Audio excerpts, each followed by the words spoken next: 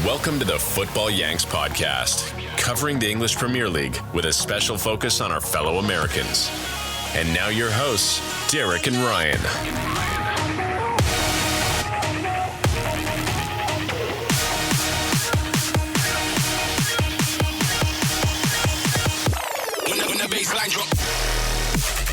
Hey everybody, this is the Football Yanks podcast. I'm your host for today with co-host Ryan.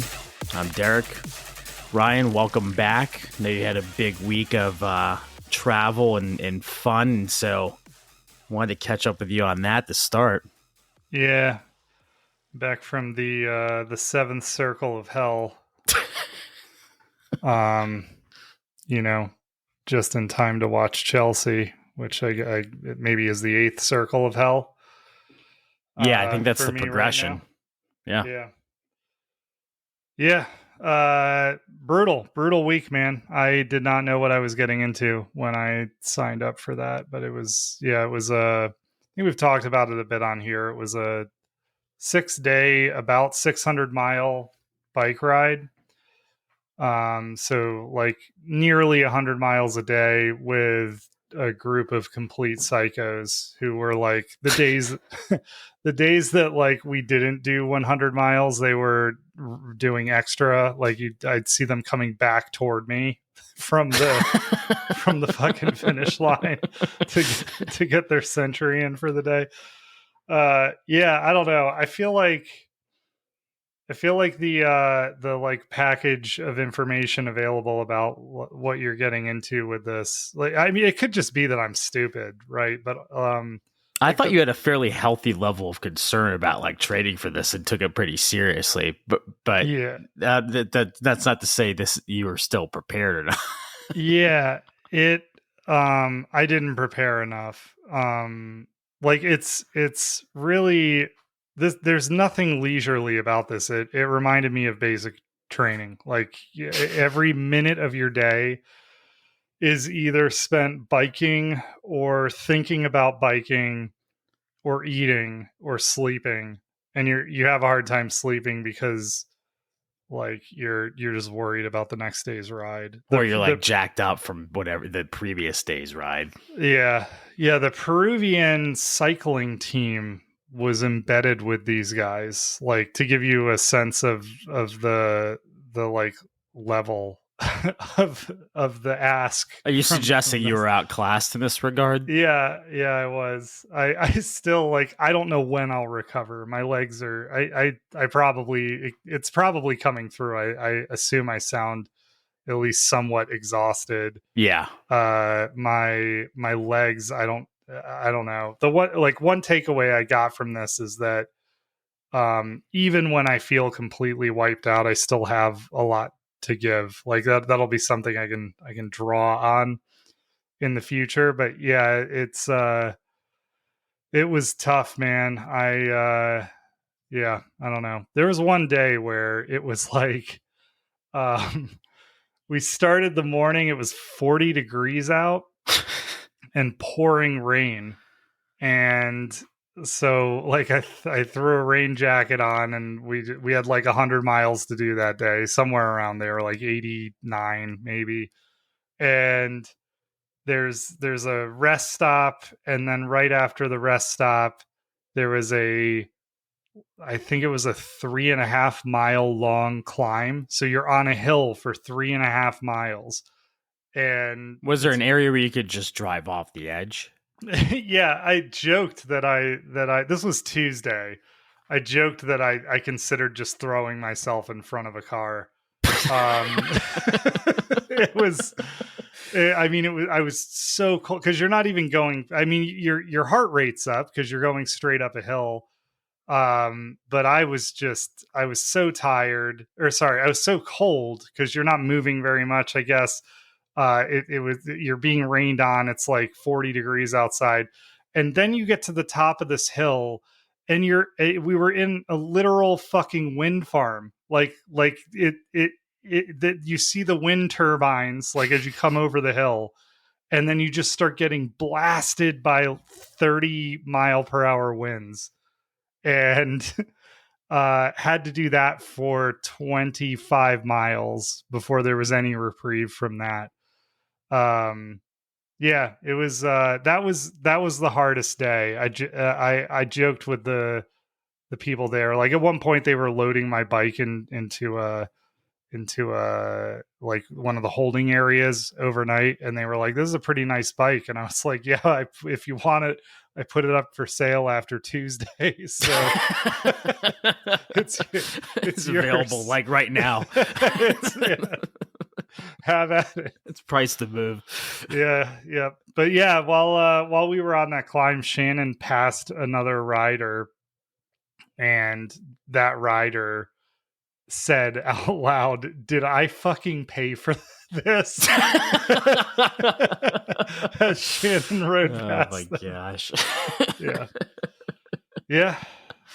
So anyway, I'm back. Luke's not here today. I'm actually not sure why. I think he just had some other stuff going on. He's a busy guy. So it'll just be you and me the next 2 weeks, buddy. So all right. Well, I guess everybody's going to have to tolerate that because there's no other choice. Yep. I mean, I guess they could not listen, but don't do that. You should listen. No, it'll be fine without Luke. Yeah. We can provide that. Yeah. So what do you want to cover first, man? I got back last night, so I was only able to catch so many of the games this weekend. Yeah, so I think it's an interesting week in that, we record on Sundays typically or predominantly, right? And so there were a couple or at least the Nottingham Forest Burnley game was on Monday after we recorded, right? And so that was an interesting game, I thought, because I could sit down and watch it because it was the only game on Monday, but all the transfers that Nottingham Forest is kind of folded in right now, I think this is kind of where I wanted to take a look at how those were kind of playing out and getting integrated in the team, because that for me was the biggest question mark the past couple weeks is what are they going to do now that they have all of these, right? And so I think it was an interesting lineup, and that was very, very positive lineup in my mind, and not to contrast that with what we saw against City, which I would say was the opposite of a positive lineup and probably why they struggled in some ways. But with Morgan Gibbs-White, Alanga, Cho starting an attack, it was kind of a pretty dangerous looking group, and Cho looked really good. That may have been a storyline that was off your radar because you're otherwise occupied, but there's been this whole like reclamoring now of why Chelsea sold him, and how good he looked in that game against Burnley. Scored a really nasty goal, and again juxtaposing that with Mudryk out here with a highlight reel of 5 seconds of all the goals and assists he scored for us. So that was probably the biggest takeaway from that game. But when you look at the transfer impacts in total, Cho started that game. Sangare had a great game. He's on a 5-year contract there. Nuno Tavares came on as a sub. That's a loaned option to buy on him. Origi, who's been around a good bit, definitely a good attacking talent. He's on loan with the right of first refusal. Chris Wood came in and played. Alanga started. Matt Turner, we've talked about, right, who's really kind of routed into form. I thought played really well in that game again. I mean, kind of a really core piece for them now. And then Montiel also started on loan for them. So it seems like there's a plan of kind of how to use all these players.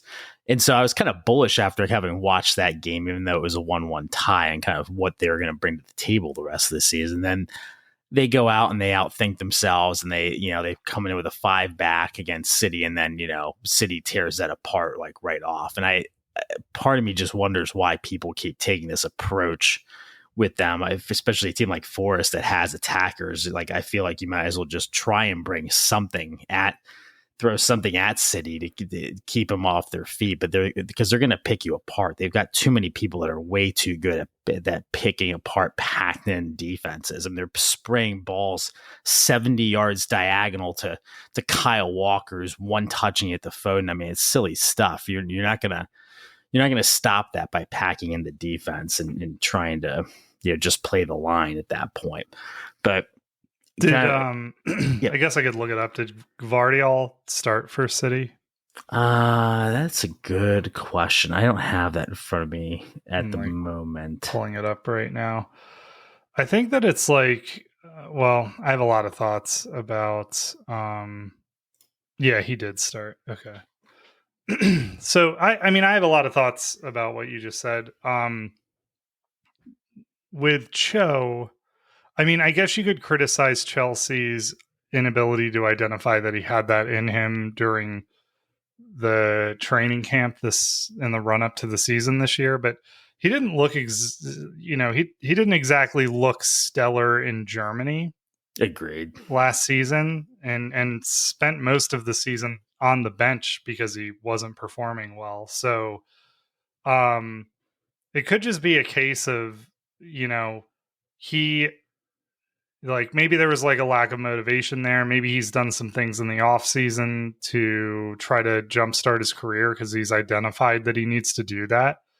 And it's working out for him. But I don't think that this is like terrible business by Chelsea, because they were overloaded in wingers. And my understanding is that while the fee that they sold him for to Forrest was pretty low, they tacked on a sizable sell-on fee. So if he's performing well, it's still okay for Chelsea. They've structured this in such a way that they got him off the books, they got his wages off the books, and they're protected from him sort of taking off and them getting nothing for it. So it's okay, I think, if you're a Chelsea fan, to see him performing well still. It's not like we did terrible business there. I don't know what you do to stop City. If I knew what to do to stop City, I would be coaching in the EPL and not here talking about games with you on this podcast. So, like, yeah, I mean, I understand the impulse to try to just low block them and counter, I guess. And Forrest is a very good countering team, so their compulsion to do that is probably stronger than even your average team. But City is not susceptible to that in the way that Chelsea are, because they have a true nine who will just kick the door in, right? So in Holland, which I know he scored like late in that game, right? He did get on this. It was in that was still a pretty early goal. I want to say like, actually I have it here. When it's, I guess I can't say, but I think it was like 20th minute, 15th minute. Yeah, I did. I wasn't able to watch. Like, they game. scored basically. Yeah, as you said, they went full blow block. They set up kind of the same bullshit that Burnley did against City, and then they gave up 2 goals, and the plan went to shit. And then the game kind of went to shit, which we can lead into because was that a straight red? I saw there was a red. Well, that was on City though, right? It was Rodri. So I went back and watched it in detail. Maybe there's a piece I'm missing that was like more aggressive than I realized, but I think Rodri just got pissed off that the guy was going through his back and turned around and gave him shoved him like way back. And the guy, as probably any of us didn't respond well, they had getting 2 hands through the chest and getting shoved back by, Rodri's bitch ass. And, he gets back in Rodri's face, and Rodri was just incensed enough that he put, I think, both hands around the player's neck, and it's I want to say it's out of character for somebody in City to have that kind of emotional reaction. It's a stupid thing to do when you're up 2-0. Yeah. Among other things, at that early in the game. Like, the whole thing was very weird, and just like I don't know. Like, I think Rodri's a great technical player, but like, I just thought it was such a low class, like douchebag move to go to somebody's neck. And I'm actually kind of surprised nobody just cleaned out Rodri as soon as he did that. Cause I imagine that's what I would do if anybody put two hands on my teammate's neck. Yeah. That's a thing. I've got you've played with me for years. I've got a bit of a temper, but I've never had the impulse to. I'm way more prone to start throwing hands than put my hands around someone's neck. But you see it a few times a season. You know, it's weird. It's like an impulse I don't have. Weird move. To just start choking someone. Yeah. I don't know. So and then that kind of changed the game after that, right? And Nottingham Forest was able to get some more possession, kind of press them, but not get anything out of it. And so that my impression was it wasn't really much of a game after that. But yeah, I don't know who's going to be. I think before the game you said that might be a trap game for City. I thought so. I thought after I watched Forrest on Monday, I thought they'd line up similarly, and instead they brought Cho, Alonga, Wood, Origi all off the bench, and started a back nine basically, and it may be the case that you've just got to meet City on the field of battle. Like you can't just sit back. You've got to go at them. It would make for a better game, and I get you got to be pragmatic because you're in that part of the table where you have to be, right? But yeah, I'll tell you who won't be excited to play more attacking soccer is Sheffield.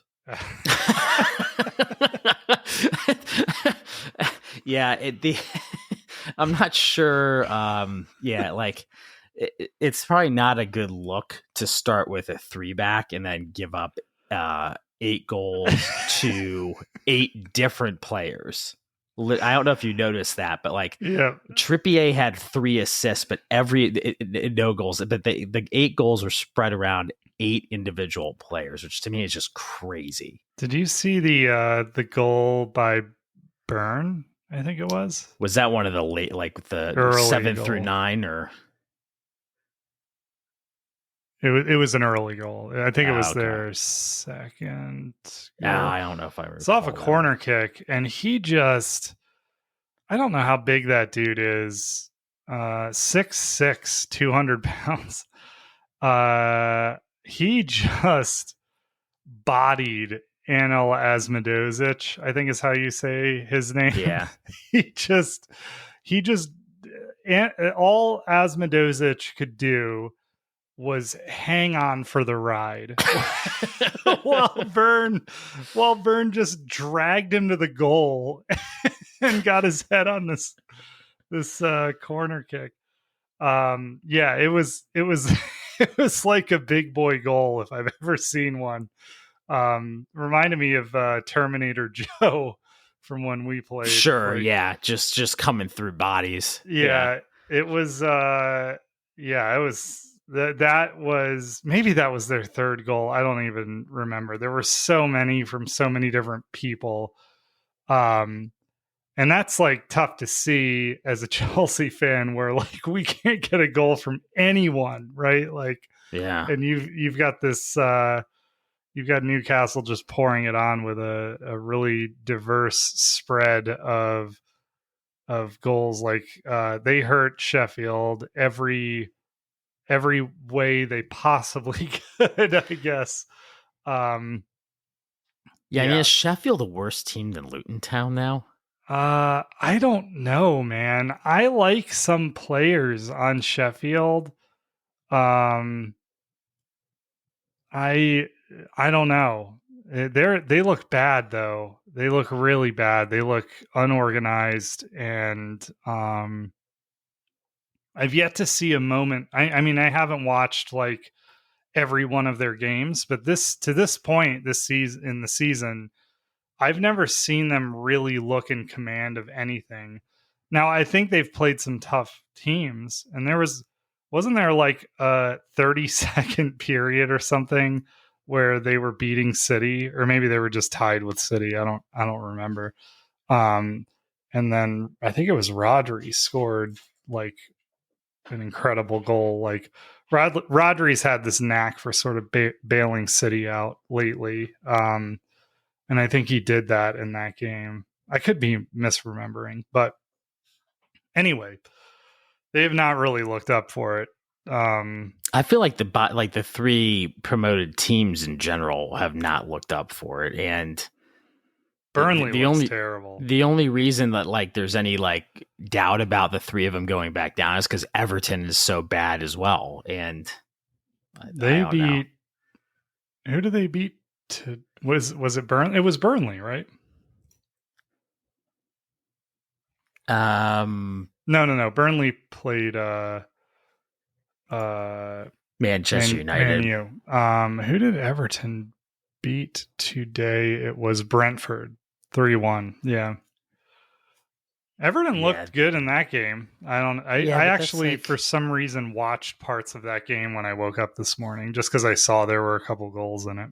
I think Brentford scored first, and that was honestly an incredible goal by Jensen, I think it was. And that's right. Yeah. Maybe it wasn't. Oh, yeah, I'm looking at it now. Everton scored first.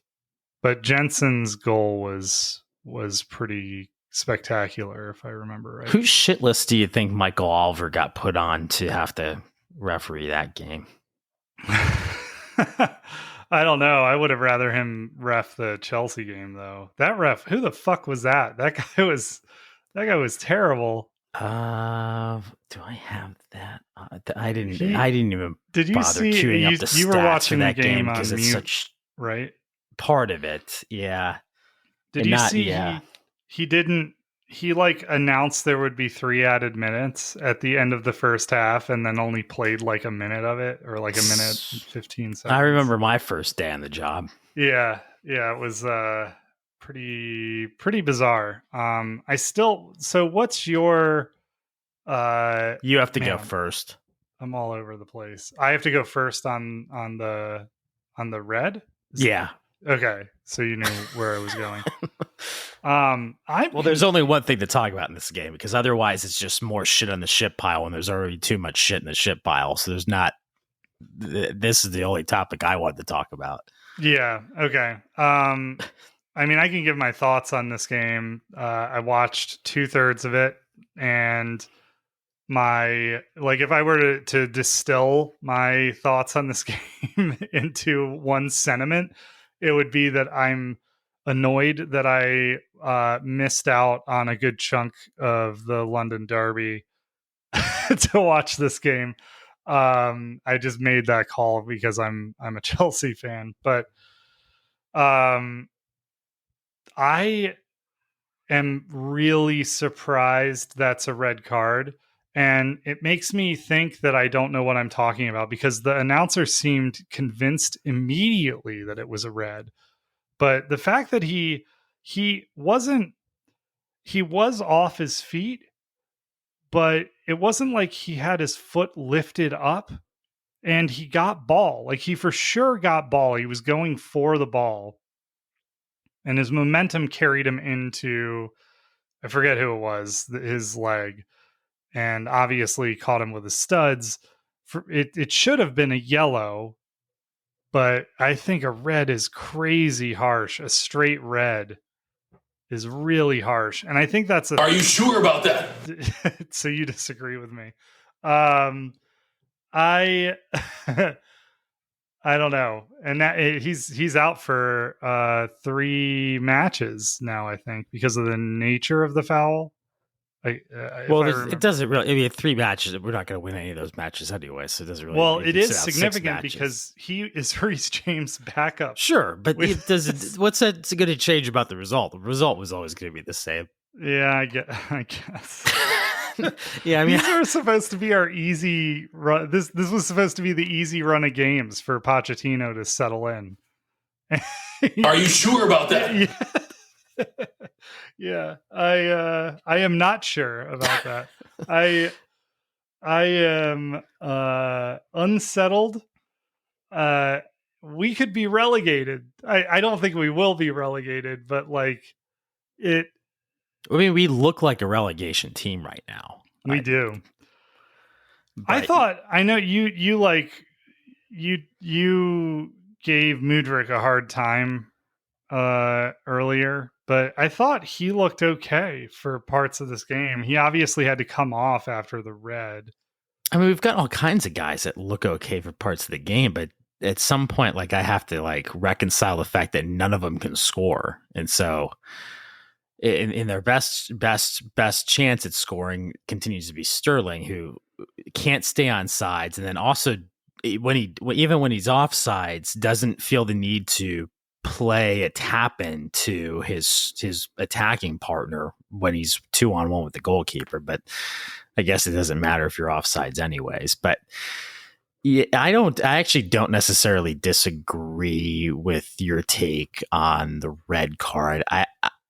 I do think that they've been the last couple seasons, I think, fairly consistent about like if you come in with both feet or very forcefully, even from the front, and even if you do get ball, and especially if the studs aren't like completely down and there's some impact to the leg with one or both of your legs, there's been a number of instances I feel like where I've seen them call that. And reading the letter of the rules, I think it's within the rules the way I think that the interpretation isn't that far off from how the rules are written. At the same time, I don't like it in the spirit of the game, and that, to your point, like he came through the ball first. At first glance, it seemed like kind of like a good, clean tackle. And it almost looks worse as you slow it down and look at it, which I don't think that's the way of kind of evaluating plays. And on top of that, it's insanely frustrating. Just like at that point, like another wasted game, both for Chelsea and like, at that point, nobody's getting much entertainment out of it, I guess, unless you're a Villa fan. But yeah, I don't know what you do with this team right now. I spent some time. We have like a tropical storm coming through Baltimore right now, and after the Chelsea game, I just threw a rain jacket on and walked through just trying to have a cathartic experience, just to gather my fucking thoughts about what I just saw. I don't know what you do with this team, man. They're so bad. They're like not playing collectively very well at all, obviously. Our only real number 9, well, I don't even think he's a real number 9. Like Nick Jackson looked great preseason. He has moments where he looks really bright, but he's clearly still very rough on the ball, and his finishing needs a ton of work. He took his 5th yellow, and it's like all of the yellows have been for, like, none of them have been for tackles or in the run of play. They've all been like misconduct cards, time wasting and dissent and all kinds of dissent bullshit. I think he has like 4 cards for dissent, and then today he like didn't get out of the way of the goal kick and got a yellow for that, which I think was like a heads up play by Martinez because he identified that he could draw the yellow off Jackson. So anyway, he can't play next game. Neither can Malagusto, I think, for 3 games. And so you think that's problematic? Yeah. So I think we're going to see Broja, who came in that game. Yep.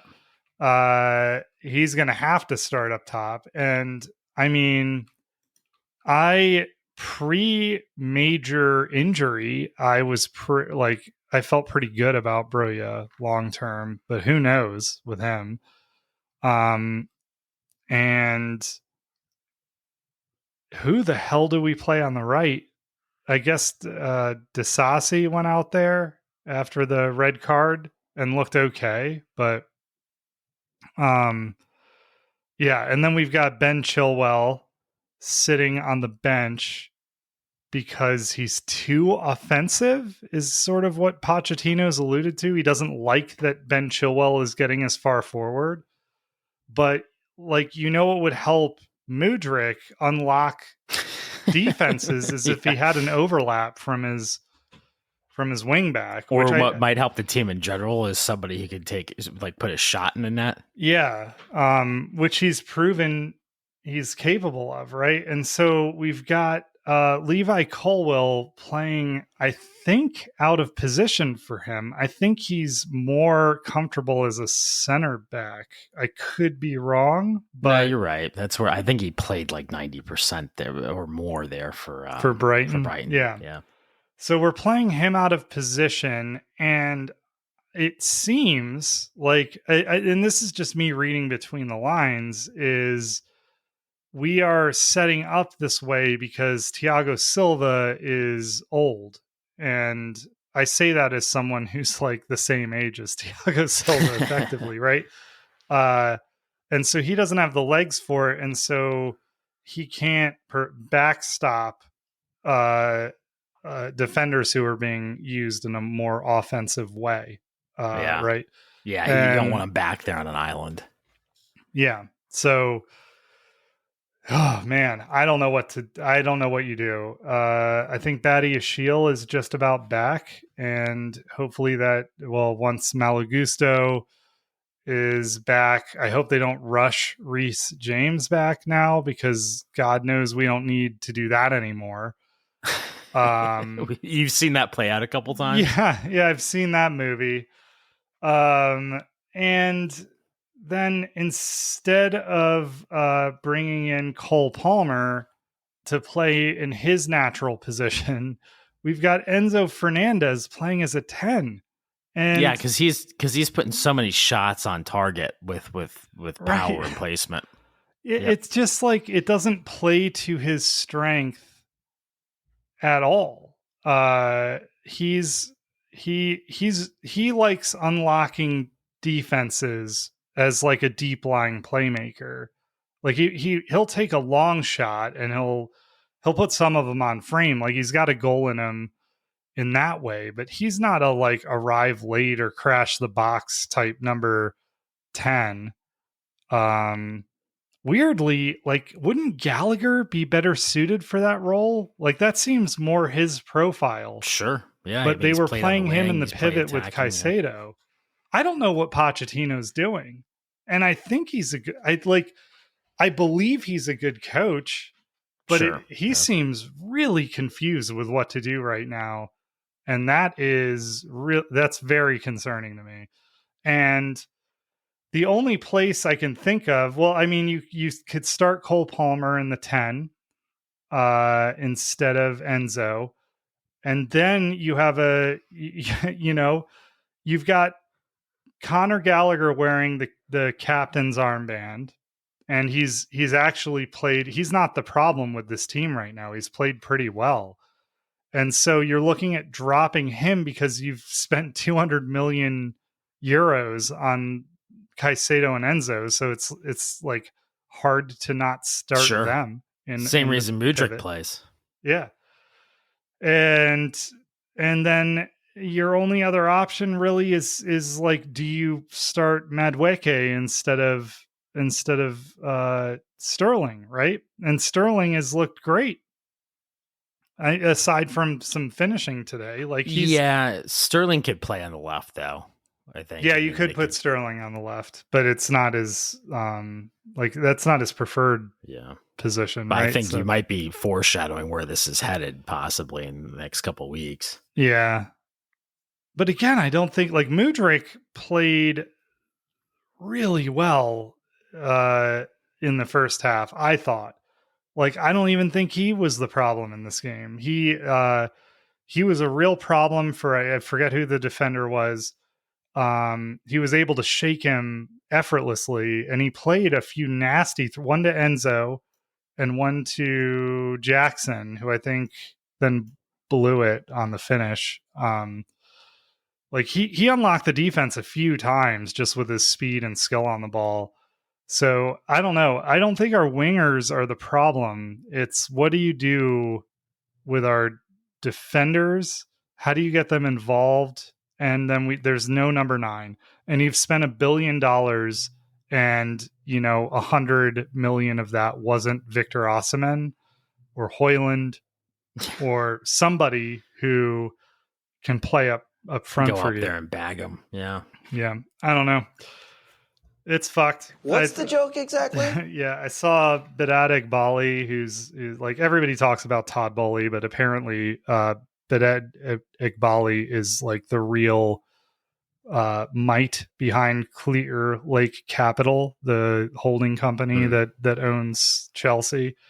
And I guess he went into the locker room, and who the fuck knows what he said to them. Like, you gotta love it when the private equity guys get right in the mix. I've spent a lot of money on you, and I expect my wins. Yeah, exactly. Like, right. Yeah. I don't know. Like, it's fucked, man. We're in for a rough season. Yeah. I don't know. Yeah. Sorry again for bringing it into the Chelsea mix, but yeah, I've moved on with life to things that are anything other than it. I like when you invited me to brunch this weekend. It wasn't to watch the Chelsea game. You were like, "Let's watch the Brighton game." Yeah, no, I looked at the schedule and it was on at the same time. What are our options here? Oh, there's a Chelsea game. There's a Brighton game. Okay, yeah, well, sounds great. We'll watch the Brighton game. Yeah.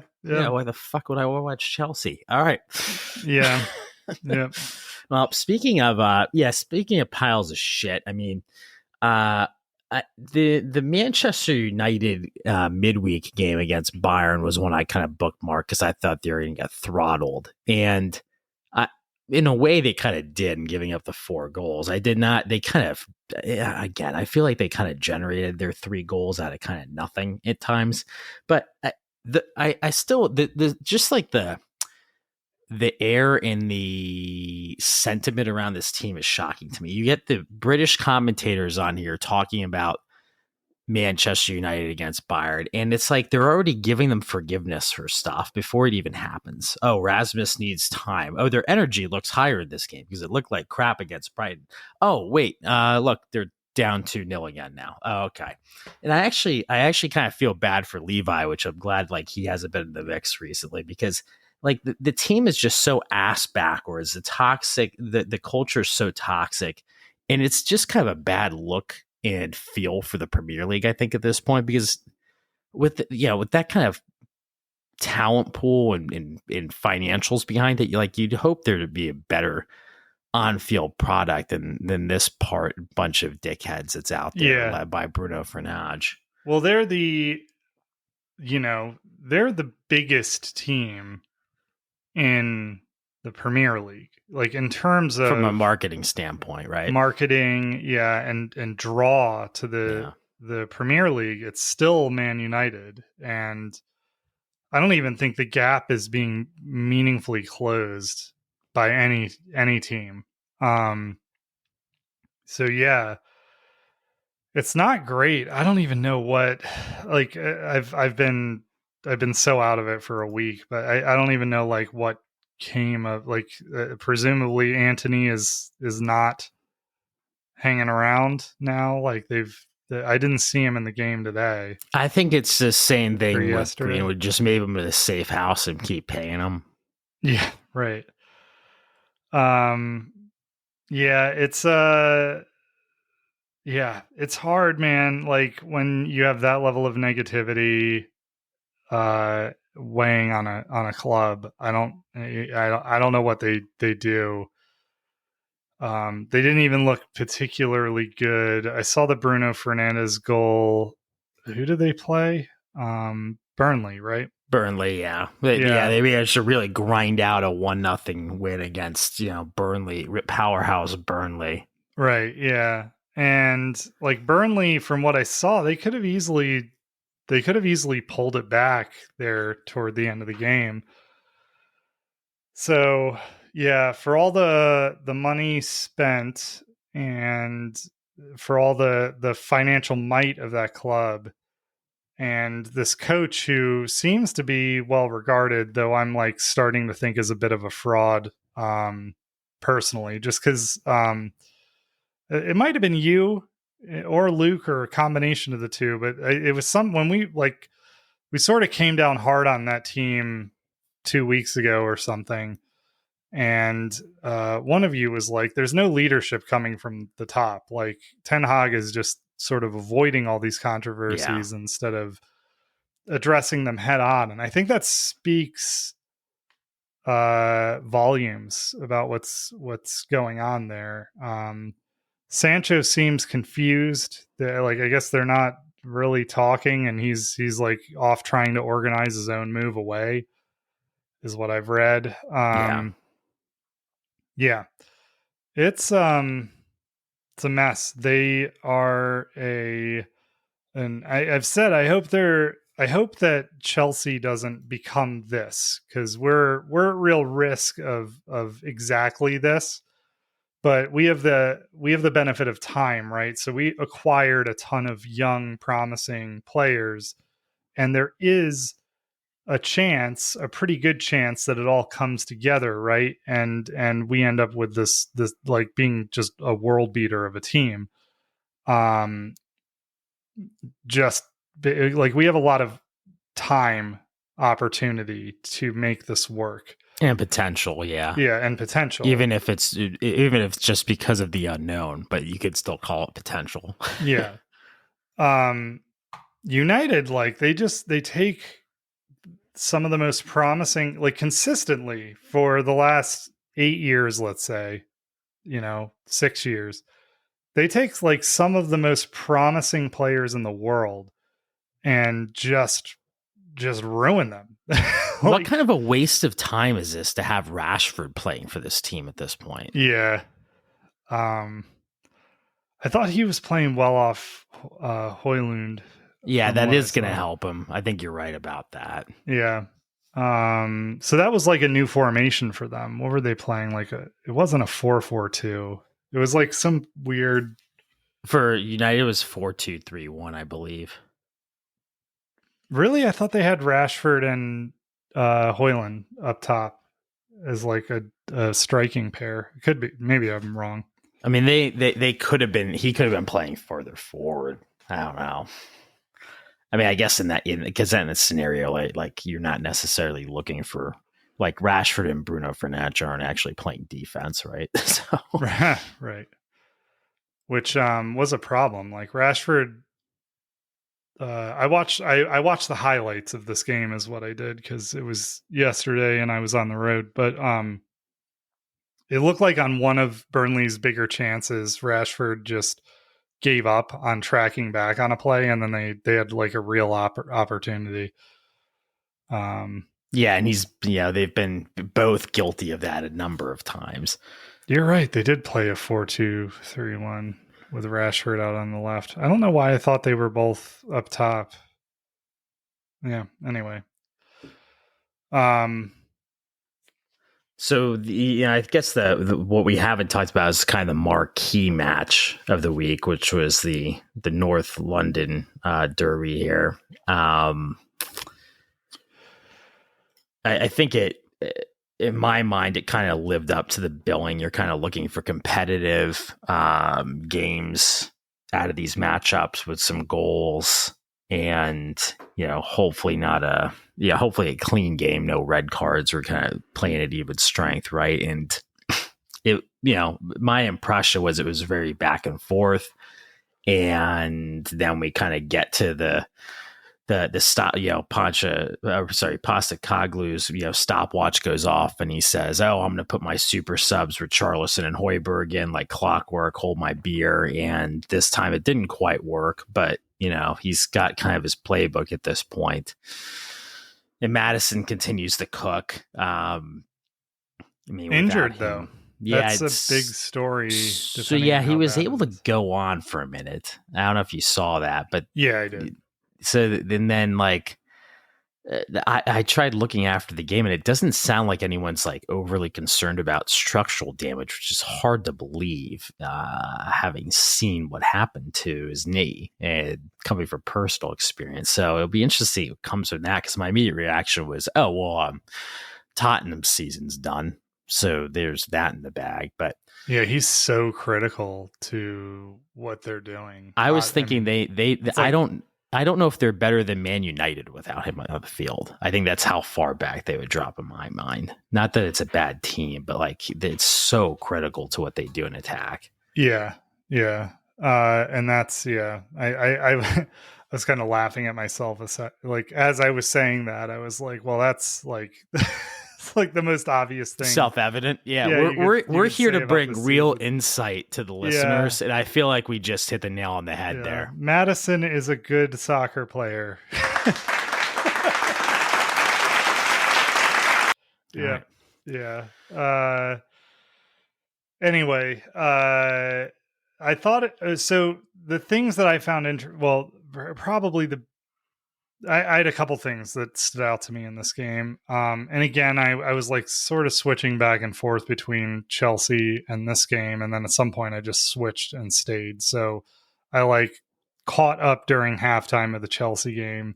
And then once the red card went out, I was like, well, there's not going to be much to see from here. So I just switched over. But by that point it was 2-2 already. I basically switched over right as Jorginho made the mistake that led to Son's second goal.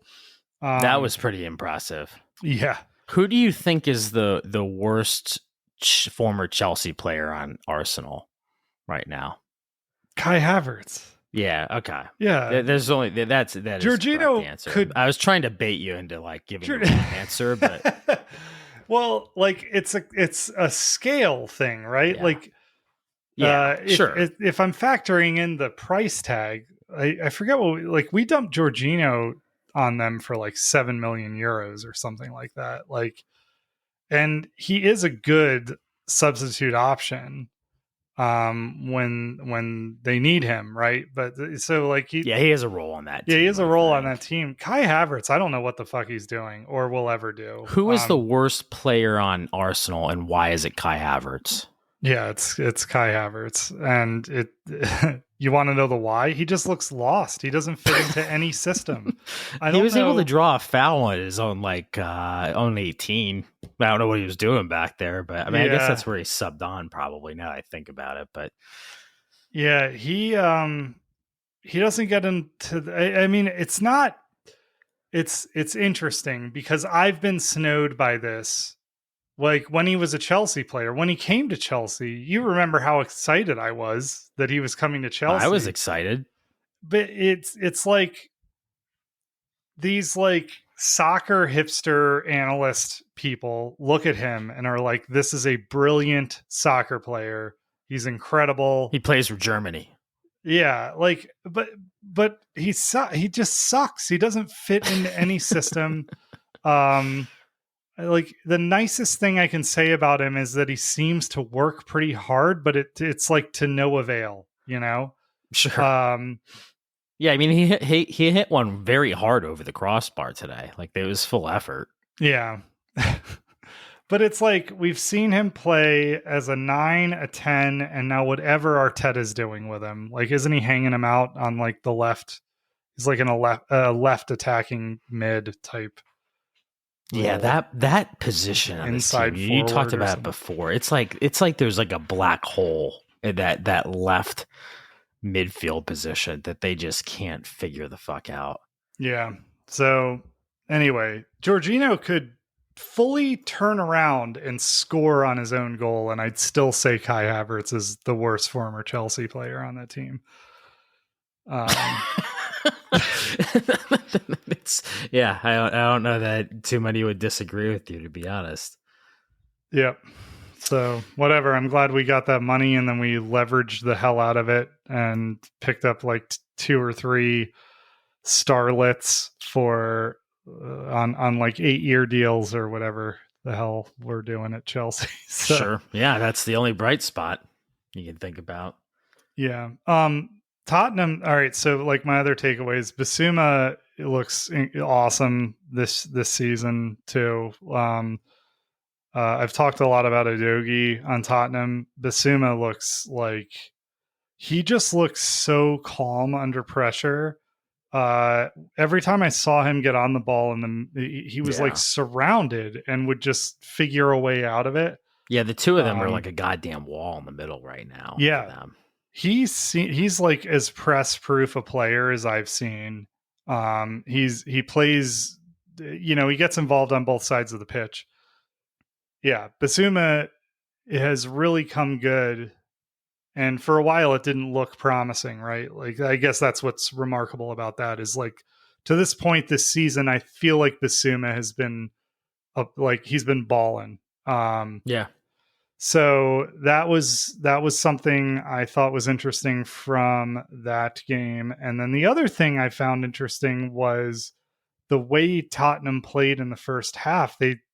They seemed like the game plan was to take the air out of the ball. Like they ended the first half with something like 60-65% possession.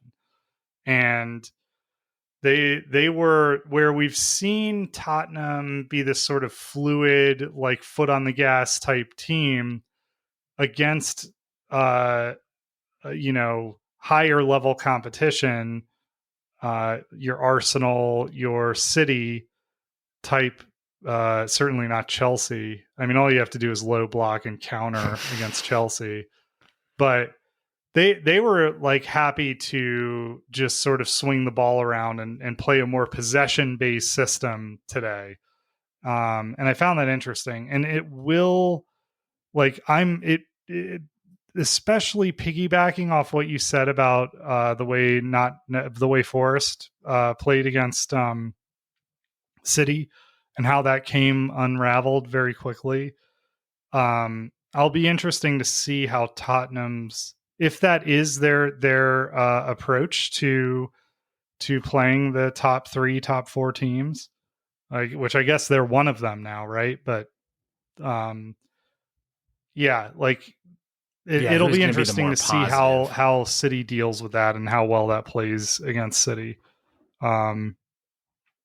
I guess it worked for them today, but they could have very well lost that game, right? Like that, it took a big mistake by Jorginho for them to get a draw out of it. I worry for Maddison that looked bad. It's hard to imagine how there isn't damage in his knee based on what I saw. He's going to at least miss some time, right? And that's that's going to hurt them. And he is critical to that team. He's so good. Yeah, I'd have to look at their upcoming schedule, but I would think that's got to cost them points somehow if he misses time, no matter what. But who knows? Ange is a fucking wizard so far, so like could just keep on rolling, figure a way out. I think you've been less sure. I want to say about, or maybe it was Luke, or maybe both of you, about like Arsenal as the number 2 team. I've been kind of consistent around that, but I do think they've lacked some bite, especially if you look at like this tie, tied Man United too, right? And so then that they definitely should have won. So just kind of with the talent on that team, again, I feel like it's not where it should be in terms of results at the moment, even if I still feel like they're the second best team in the league. Yeah, so I picked Arsenal to win the league, and part of that was based on the fact that nobody had ever won the league 4 seasons in a row. City looks like they're just it looks like it's City and everybody else. Like it looks like a steamroller coming down the street, and everybody's just standing there waiting to get run over at this point. It's honestly like really uninteresting because like we're agreed. 6 games in. And you and I are now talking about who the second best team is. Yeah, because it doesn't even like matter. That's right. That's where the banter is at. But I guess that is interesting. So who is the second best team then? It's probably, and maybe this is a good lead in to like, well, I don't know that either of us watched this game. You said you watched a little bit of it. I haven't had a chance to go back and watch it because I watched the Newcastle game. But Brighton might be the second best team in the league. Them or Tottenham right now. right? Yeah, I think on form alone, definitely that case can be made. I still feel like there's more overall talent on Arsenal, but I don't think there's anything wrong with saying that. That's for sure. And they're efficient. They play good looking soccer, I want to say, most of the time. Arsenal or Brighton? Brighton. Yeah. And they've got a good mix of talent there too. I mean, and that's again before we kind of did Fati play in this game? He came in as a sub again, so I don't even know how many minutes he played, but there's some opportunity for them to continue to kind of progress too, to improve. Yeah. So since De Zerbi took over, these are stats that I saw on BBC Sports. They are third in goals scored in the PL, first in shots on target, third in touches in the opposition box, second in expected goals, and second in possession. That's Brighton. So related to that, who do you think who would you take as coach of the year so far this De Zerbi, season? yeah. Yeah. Well, I mean, last I think year Postecoglou's done fantastic, but yeah, I mean Brighton's making do with less from a financial standpoint for sure. Yeah, Brighton will lose De Zerbi at some point. Like he can't continue. I mean, maybe I don't know. I don't know the guy. Obviously, maybe he wants to just set up shop and build a legacy there. Because it is a team that's on it's clearly on an upward trajectory. Their recruiting is the best in the world.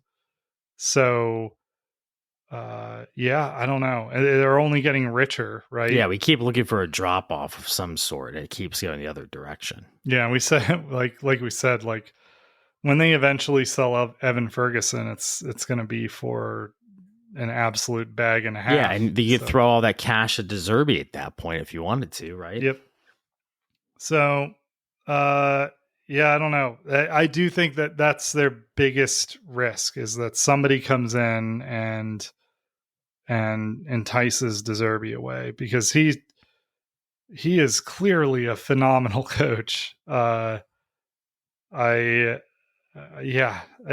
love his attitude. I think there was this as they were losing Caicedo, he said something like, "We've already moved on from Caicedo. They can take our players, but they can't take our soul." So, something like that. Yeah. Right? Well, and then he also said we've got to figure out who's going to replace Caicedo because we're playing European football. Yeah. Yep. Exactly. You gotta like the guy's attitude. Yeah. So he's got that edge to him.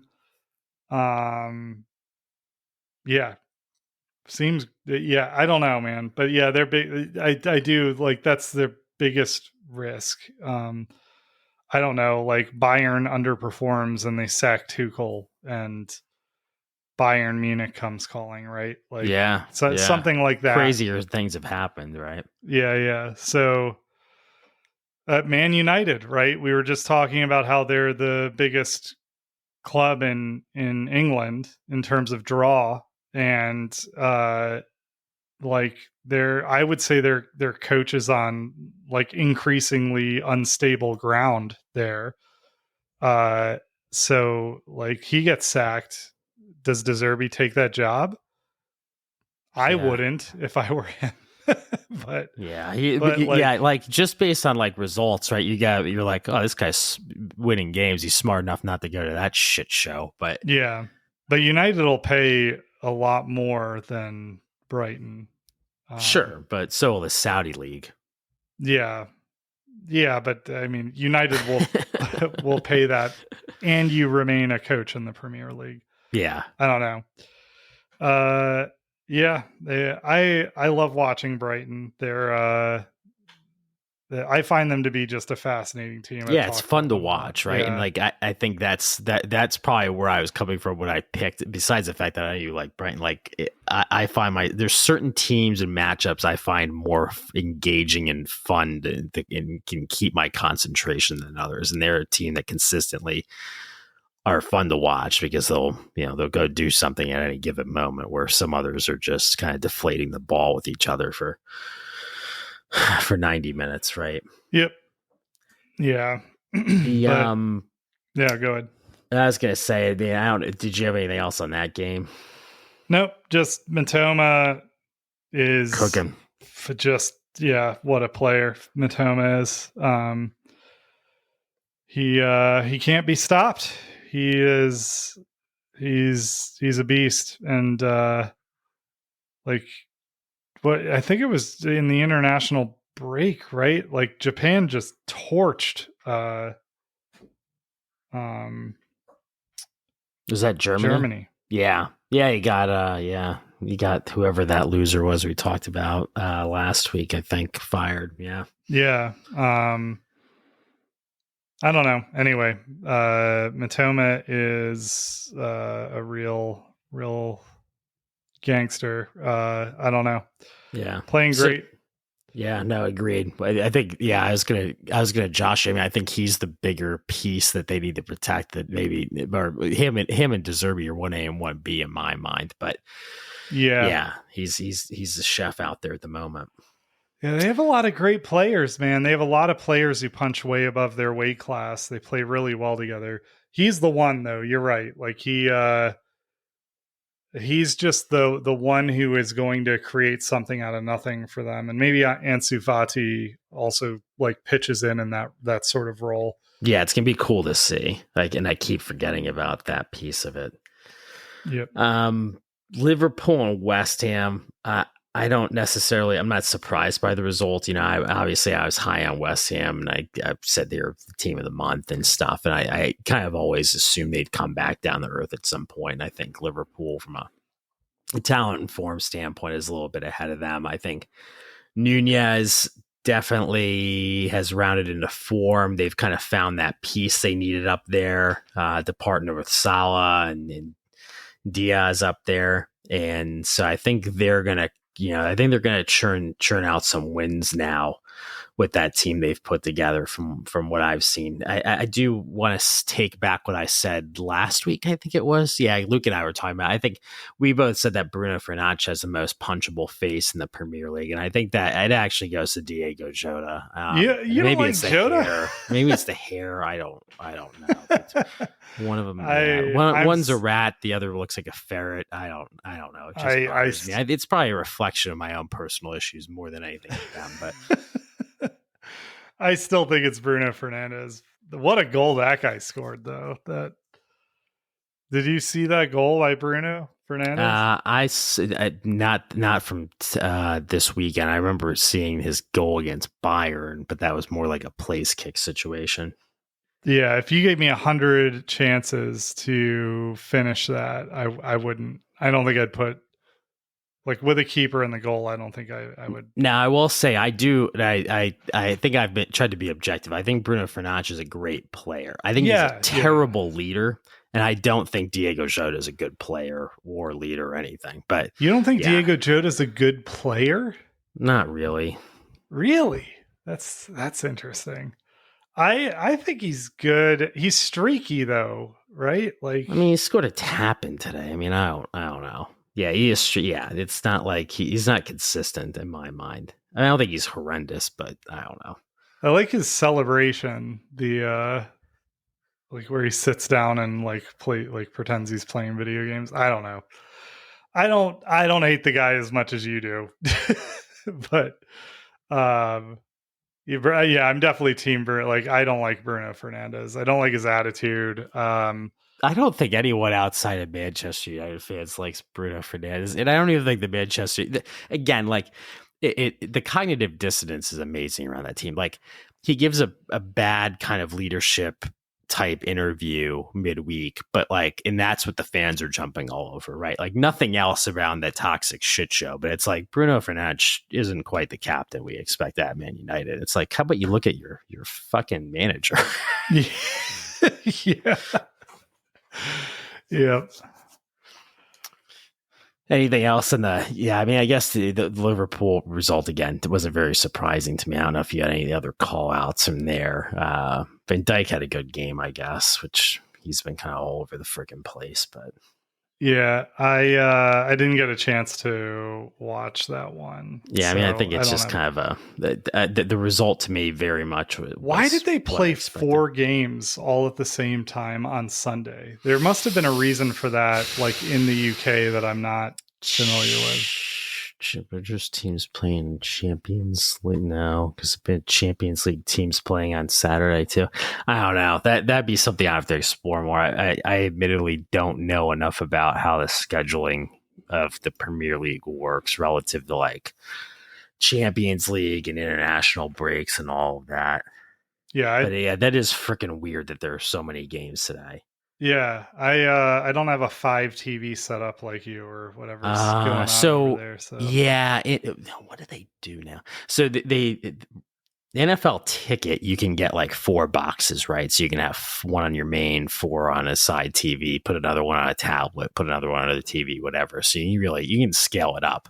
I'd have to look at like, I don't know if I think Peacock might let you do that too. I have to look into that a little bit more. But you're like, how are you gonna? At most, I'll put one on the background. Otherwise, like I'm not paying attention to it meaningfully. I'm better off watching the extended highlights or the replay later. Yeah. But yeah, it's not. That wasn't the best way of scheduling it. But again, it's not. If they really wanted to do it that way, right? You'd have like 2 games at every block or something, right? And then people. Yeah, would always have like a decent game probably to watch, but they don't. It's not how they operate historically, and they probably don't want to diverge from that tradition. Yeah, it's usually Saturday heavy though, right? Yeah, I don't know. No, you're absolutely right. So this was a little bit different. That's true. I don't have a feel for. Yeah. Yeah, I don't know. My assumption is that there was some kind of like holiday or like that family of inbreeders like had something going on. I don't know. Princess Diana Day or Princess Diana Di Day or something like that. Yeah. Yeah. No idea. All right. Well, I think that's a wrap for this week. We'll have some more on Yanks in the ranks. I'm kind of delinquent on catching up there, but not a lot. There wasn't anything that really struck me this week. So we'll loop back to that segment next week and catch up on all the Premier League. I'll be back next week with more energy. I'll feed you some beer on Friday. We'll get you back into it. Yeah. Yeah, will get me back into. I'll get more than 4 hours of sleep next Saturday. I think we'll all be in better shape. Yeah. Anyway, in the meantime, guys, we are we have a Discord. This will all be in the description for the episode. So there's a Discord. We have a website, footballyanks.com. We're looking to spin up a newsletter / blog to capture some of the things that we talk about and some of the stuff that's going on during the week in the EPL and with the Yanks. And we're, like I said, all over social media at this point.